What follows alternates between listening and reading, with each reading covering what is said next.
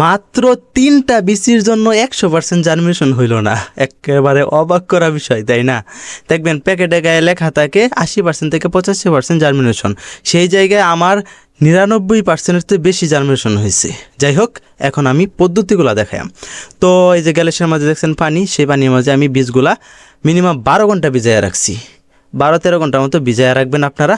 ভিজাইয়া হাইরা তারপরে আপনারা করবেন কি, ওই যে নির্গানের পরে যে পানি শুদ্ধা, মানে হালকা হালকা পানি থাকে, যে এই পানি শুদ্ধাই আপনারা এই যে এই কম্বলের যে ডুমা আছে, এই ডুমার মাঝে এইভাবে রেখে দিয়ে এরা, তারপরে এই ডুমা দিয়ে এরা মনে করেন যে একেবারে সুন্দর করে মিশিয়ে লাইলেন পানিটিও, মানে যে পানিটা হালকা পানি আছে, মানে এই পানি দিয়ে এরা কম্বল যতটুকু ভিজে ততটুকু আপনারা ভিজাইবেন। ভিজাইরে সুন্দর করে বলবেন, বললে এরা তারপরে আপনারা কি করবেন জানেন, আর একটা কাপড় আপনার সুন্দর করে ভিজায় সেটা সুন্দর করে চিপবেন, একেবারে কষা করে চিপে আলবেন।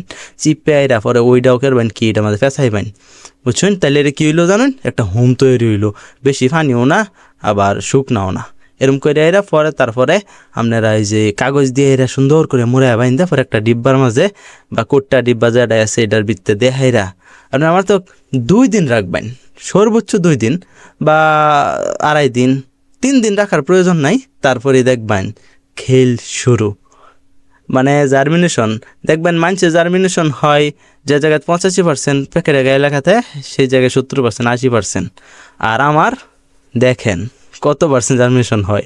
এই দেখছেন কেরলের কারণে বাড়ি করতে পারতেছি না, একটু না লেট করেছিলাম, আমার 2.5 দিনের মতন হয়ে গেছিলো। তো দেখছেন কি পরিমাণ বীজ আওয়া আইছে, মাশাল্লাহ মাশাল্লাহ, আলহামদুলিল্লাহ, সবই আল্লাহ তাআলার রহমত।